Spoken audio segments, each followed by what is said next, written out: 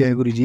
Video को like कीजिए, channel को सब्सक्राइब कीजिए और बेल आइकन को प्रेस कर दीजिए ताकि जब भी हम नया सत्संग वीडियो अपलोड करें तो उसका नोटिफिकेशन आप तक तुरंत पहुंच जाए और फिर आप गुरु की महिमा और उनके अनेकों चमत्कारों के बारे में सुने, वो भी संगत की जुबानी। जय गुरु जी। आज मैं आप सबके साथ जो सत्संग शेयर करूँगा वो राजेंद्र सिंह कैंथ अंकल जी का है और अंकल जी दिल्ली से हैं। चलिए आज का ये सत्संग हम अंकल जी के लिखे शब्दों में ही हम सब सुनते हैं। बहुत ही सुंदर सत्संग शेयर करा है अंकल जी ने। जैसे अंकल जी ने सत्संग शेयर करा है वैसे ही आप सबके साथ इस सत्संग के माध्यम से आज मैं साझा करूंगा। इसलिए आप सभी संगत सत्संग के अंत तक बने रहना, उस सत्संग को बहुत ध्यान से सुनना, उस सत्संग को बीच में ना छोड़ें, क्योंकि सत्संग सुनने वाले का भी कल्याण होता है और सत्संग करने वाले का भी। और हो सकता है जो आप आज सत्संग सुने उससे आपको भी अपने कई सवालों के जवाब मिल जाए। चलिए सत्संग शुरू करते हैं। जय गुरु जी। एक मित्र से गुरु जी के बारे में सुनकर हम उनके पास पहुंचे थे। उन्होंने हमें आशीर्वाद दिया और सप्ताह में 2 बार आने के लिए कहा। इस समय मैं बवासीर और मधुमेह से पीड़ित था। संगत में हमें लंगर परोसा गया जिनमें बहुत मिर्ची थी। इतनी मिर्ची देखकर मुझे भय था कि वह मेरे बवासीर रोग को और गंभीर कर देगी, किंतु गुरुजी का लंगर होने के कारण हम उसे खा गए। मैं आकर लंगर ग्रहण करता रहा और इसमें से मेरी अस्थमा में सुधार आने लगा। फिर एक दिन वह रोग जिसका 10 वर्ष से कोई उपचार नहीं हो पा रहा था लुप्त हो गया। अब मैं घर पर भी अपने भोजन के साथ मिर्ची ले लेता हूँ। जहाँ तक मेरे मधुमेह का प्रश्न है, उसका भोजन से पहले और बाद का स्तर 125 से 175 था, जबकि उसका आदर्श 100 से 140 होना चाहिए। गुरुजी के यहाँ जब भी मैं जाता था आधा किलो मिठाई का प्रसाद खाता था। सामान्य मेरे मधु का स्तर बढ़ना चाहिए था, किंतु वह घटकर 91 से 141 हो गया। वास्तव में आजकल मुझे घर पर भी मिठाइयाँ खानी पड़ती है जिससे मधु का स्तर अधिक नहीं गिरे। मैंने रात को इस रोग की औषधियाँ लेनी बंद कर दी है और पात्र कालीन की मात्रा कम हो गई है। गुरुजी की कृपा ऐसी होती है। मेरी एक और समस्या थी, मूत्र मार्ग में अवरोध। गुरुजी के पास आने से पूर्व दिल्ली के सर गंगाराम चिकित्सालय में मेरी एक साधारण शल्य क्रिया हुई थी, पर उसके 2 मास के बाद उसमें फिर अवरोध आ गया था। उसी चिकित्सक ने कहा कि इस उपचार के पश्चात मूत्र मार्ग सिकुड़ जाता है और फिर से शल्य क्रिया की सलाह दी। दूसरी शल्य क्रिया भी हुई, किंतु 4-5 माह के बाद वह फिर से अवरोध हो गया। मैंने संगत के एक सदस्य को गुरुजी को इससे अवगत करवाने के लिए विनती करी। गुरुजी ने उपाय बताया जिसको करने के उपरांत मैं स्वस्थ हो गया। यदि अब कभी वह रोग होता है तो मैं औषधि खाकर स्वस्थ हो जाता हूँ। हम रजौरी गार्डन के मुख्य बाजार में एक किराए के मकान में रहते थे। 1999 में मकान मालिक ने उसे एक भवन निर्माता को बेच दिया जो वहाँ दुकान बनाना चाहता था। हमें वह मकान खाली करने के लिए कहा गया, किंतु तुरंत ऐसा करना संभव नहीं था। एक दिन गुरुजी से उसका उल्लेख किया तो वह मेरी ओर देखकर चुप रहे। मैंने पूर्ण उनसे विनती करी तो भी चुप रहे। मैंने निश्चय किया कि गुरुजी उत्तर नहीं दे रहे हैं, अत्यंत उनसे प्रार्थना करने में भलाई है। परंतु उनके चुप रहने का कारण अगले दिन पता लगा। अगले दिन संगत में आते हुए हम धौला कुआं पर एक यातायात अवरोध में फंस गए और अचानक कार के ब्रेक ने काम करना बंद कर दिया। एक मिस्त्री ने आकर सहायता करी और वह सही भी हो गए, किंतु जब वह हुआ और जहाँ वह हुआ उसके लिए हमें गुरुजी के आभारी हैं, अन्यथा दुर्घटना हो सकती थी। मुझे स्पष्ट हो गया कि पिछले दिन जब मैं गुरुजी से विनती कर रहा था वह इस दुर्घटना से हमारा बचाव कर रहे थे। मैंने उनसे एक छोटी सी बात के लिए उनकी कृपा की आशा कर रहा था जब वह हमें संभव मृत्यु से बचा रहे थे। उनकी दया वहीं पर समाप्त नहीं हुई। 1 माह में हम एक नया घर खरीद कर उसमें जा सके। गुरुजी के प्रत्येक भक्त को आशीर्वाद मिलता है, उनसे कोई अछूता नहीं रहता है। वह भी जिनके पास उनका चित्र है या जो उनके बारे में सुनते हैं और जो उनसे विनती करते हैं, सबको उनका आशीर्वाद प्राप्त होता है। नाभा निवासी मेरी पत्नी के भाई गुरुचरण सिंह मान के साथ ऐसा ही हुआ। हम उन्हें गुरुजी के सत्संग सुनाया करते थे। एक दिन वह दिल्ली आए और गुरुजी ने उन्हें यह कहकर आशीर्वाद दिया कि वह प्रसन्नचित्त और आनंदित रहें। उनकी पुत्रवधू ने गुरुजी का चित्र मांगा, जो उसे दे दिया गया। कुछ दिन के पश्चात गुरुजी ने उसे स्वप्न में दर्शन दिए। उस समय वह गर्भवती थी और गुरु की कृपा से उसने एक सुंदर पुत्र को जन्म दिया। गुरुजी के आशीर्वाद से उत्पन्न सब बच्चे अपनी आयु से अधिक कुशार्ग, बुद्धि और चंचल होते हैं। जब सौभाग्यशाली दंपत्ति ने गुरुजी से उसका नामकरण करने की विनती करी तो गुरुजी ने उसका नाम गुरबचन सिंह रखा। जब गुरुजी किसी परिवार को अपने संरक्षण में लेते हैं तो वह सदा सुखी रहता है। जब गुरचरण को गुर्दों में अत्यंत कष्ट हुआ तो उसने गुरुजी से उसकी दया के लिए प्रार्थना करी। वह शीघ्र ही स्वस्थ हो गए। फिर उसको मूत्र मार्ग में पथरी के अवरोध के कारण बहुत वेदना हुई। दर्दनाशक औषधियाँ लेते हुए भी उसका शूल बना रहा। उन्होंने मुझे गुरुजी से निवेदन करने के लिए कहा। जब मैंने ऐसा किया तो गुरुजी ने न केवल अपना सिर हिलाया, शीघ्र ही गुरुचरण की पथरी और वेदना लुप्त हो गई। गुरुचरण के सामने एक और समस्या आई। वह नाभा में एक निजी विद्यालय चलाते थे। 2005 में पंजाब सरकार ने ऐसे सब विद्यालयों को निषेध कर दिया था जिनको मान्यता प्राप्त नहीं थी। उन्होंने मुझे फ़ोन पर गुरुजी से विनती करने के लिए कहा। हमने मंदिर में प्रार्थना करी और उन्हें मान्यता के लिए आवेदन देने का परामर्श देने के साथ गुरुजी के चित्र के सामने प्रार्थना करने को कहा। शीघ्र ही गुरुजी की दया से उनके विद्यालय को सबसे पहले मान्यता प्राप्त हुई और उसमें छात्रों की संख्या में वृद्धि भी हुई।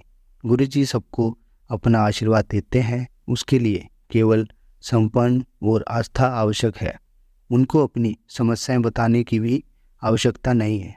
हमारे लिए जो भी आवश्यक है वे देते हैं, साथ ही समस्याओं का निवारण भी करते हैं और अंत में वह जो भी अहितकारी होता है उसे नष्ट कर देते हैं। इन कारणों से गुरुजी ईश्वर हैं। हम उनके दर्शन कर उनसे कुछ कह पाने के लिए अत्यंत भाग्यशाली हैं। जय गुरुजी, शुक्राना गुरुजी। संगत जी, आज हम आपको श्री रुद्र संहिता का 12वां अध्याय पढ़कर सुनाएंगे, देवताओं को उपदेश देना। नारद जी बोले, ब्रह्मा जी, आप धन्य हैं क्योंकि आपने अपनी बुद्धि को शिव चरणों में लगा रखा है। कृपा कर इस आनंदमय विषय का वर्णन सविस्तार पूर्ण कीजिए। ब्रह्मा जी ने कहा, हे नारद, एक समय की बात है, मैंने सब ओर से देवता और ऋषियों को बुलाया और क्षीरसागर के तट पर भगवान विष्णु की स्तुति कर उन्हें प्रसन्न किया। भगवान विष्णु प्रसन्न होकर बोले, हे ब्रह्मा जी एवं अन्य देवगणों, आप यहाँ क्यों पधारे हैं? आपके मन में क्या इच्छा है? आप अपनी समस्याएं बताएं, मैं निश्चय ही उसे दूर करने का प्रयत्न करूंगा। यह सुनकर ब्रह्मा जी बोले, हे भगवान, दुखों को दूर करने के लिए किस देवता की सेवा करनी चाहिए? तब भगवान विष्णु ने उनके प्रश्न का उत्तर देते हुए कहा, हे भगवान, भगवान शिव शंकर की सब दुखों को दूर करने वाले हैं। सुख की कामना करने वाले मनुष्य को उनकी भक्ति में सदैव लगे रहना चाहिए। उन्हीं में मन लगाएं और उन्हीं का चिंतन करें। जो मनुष्य शिव भक्ति में लीन रहता है, जिसके मन में वे विराजमान है, वह मनुष्य कभी दुखी नहीं हो सकता। पूर्ण जन्म में किए गए पुण्यों एवं शिव भक्ति से ही पुरुषों को सुंदर भवन, आभूषणों से विभूषित स्त्रियां, मन का संतोष, धन समता, स्वस्थ शरीर, पुत्र पौत्र, अलौकिक प्रतिष्ठा, स्वर्ग के सुख एवं मोक्ष प्राप्त होता है। जो स्त्री या पुरुष प्रतिदिन भक्तिपूर्वक शिवलिंग की पूजा करता है, उसको हर जगह सफलता प्राप्त होती है। वह पापों के बंधन से छूट जाता है। ब्रह्मा जी एवं अन्य गणों ने भगवान विष्णु के उपदेश को ध्यानपूर्वक सुना। भगवान विष्णु को प्रणाम कर कामनाओं की पूर्ति हेतु उन्होंने शिवलिंग की प्रार्थना की। तब श्री विष्णु ने विश्वकर्मा को बुलाकर कहा, हे मुनि, तुम मेरी आज्ञा से देवताओं के लिए शिवलिंगों का निर्माण करो। तब विश्वकर्मा ने मेरे और श्री हरि की आज्ञा को मानते हुए देवताओं के लिए उनके अनुसार लिंगों का निर्माण कर उन्हें प्रदान किया। मुनि श्रेष्ठ नारद सभी देवताओं को प्राप्त शिवलिंगों के विषय में सुने। सभी देवता अपने द्वारा प्राप्त लिंग की पूजा उपासना करते हैं। पद पराग मणि का लिंग इंद्र को, सोने का कुबेर को, पुखराज का धर्मराज को, श्यामवन का वरुण को, इंद्रनील मणि का विष्णु को और ब्रह्मा जी हेमले लिंग को प्राप्त कर उसका भक्तिपूर्वक पूजन करते हैं। इसी प्रकार विष्णुदेव चांदी के लिंग की और वसुगुण पीतल के बने लिंग की भक्ति करते हैं। पीतल का अश्विन कुमारों को, स्फटिक का लक्ष्मी को, तांबे का आदित्यों को और मोती का लिंग चंद्रमा को प्रदान किया गया है। ब्रजलिंग ब्राह्मणों के लिए, वह मिट्टी का लिंग ब्राह्मणों की स्त्रियों के लिए है। मायासुर चंदन द्वारा बने लिंग का और नागों द्वारा मूंगे के बने शिवलिंग का आदरपूर्वक पूजन किया जाता है। देवी मक्खन के बने लिंग की अर्चना करती है। योगजनीय भस्म मय लिंग की, यक्षगण दधि से निर्मित लिंग की, छाया देवी आटे के लिंग और ब्रह्मपत्नी रत्नमय शिवलिंग की पूजा करती है। ब्रह्मणसुर पार्थिव लिंग की पूजा करता है। भगवान विष्णु ने देवताओं को उनके हित के लिए शिवलिंग के 7 पूजन विधि भी बताई। देवताओं के वचनों को सुनकर मेरे हृदय में हर्ष की अनुभूति हुई। मैंने लोगों का कल्याण करने वाली शिव पूजा की उत्तम विधि बताई। यह शिव भक्ति समस्त अभीष्ट फलों को प्रदान करने वाली है। इस प्रकार लोगों के विषय में बताकर ब्रह्मा जी ने शिवलिंग व शिव भक्ति की महिमा का वर्णन किया। शिव पूजन भोग और मोक्ष प्रदान करता है। मनुष्य जन्म उच्च कुल में प्राप्त करना अत्यंत दुर्लभ है, इसलिए मनुष्य रूप में जन्म लेकर मनुष्य को शिव भक्ति में लीन रहना चाहिए। शास्त्रों द्वारा बताए गए मार्ग का अनुसरण करते हुए, जाति के नियमों का पालन करते हुए कर्म करें। संपत्ति के अनुसार दान आदि दें। जप तप यज्ञ और ध्यान करें। ध्यान के द्वारा ही परमात्मा का साक्षात्कार होता है। भगवान शंकर अपने भक्तों के लिए सदा उपलब्ध रहते हैं। जब तक ज्ञान की प्राप्ति न हो तब तक कर्मों से ही आराधना करें। इस संसार में जो वस्तु सत असत रूप में दिखती है अथवा सुनाई देती है वह प्रभ श्री शिव रूप है। तत्व ज्ञान ना होने तक देवी की मूर्ति का पूजन करें। अपनी जाति के लिए अपनाए गए कर्म का प्रयत्न पूर्वक पालन करें। आराध्य देव का पूजन श्रद्धा पूर्वक करें, क्योंकि पूजन और दान से ही हमारी सभी विघ्न व बाधाएं दूर होती हैं।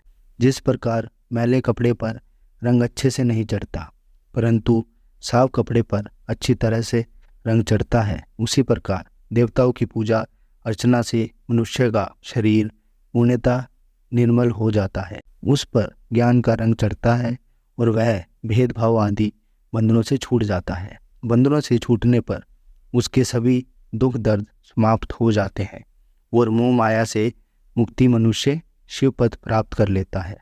मनुष्य जब तक गृहस्थ आश्रम में रहे तब तक सभी देवताओं में श्रेष्ठ भगवान शंकर की मूर्ति का प्रेम पूर्वक पूजन करें।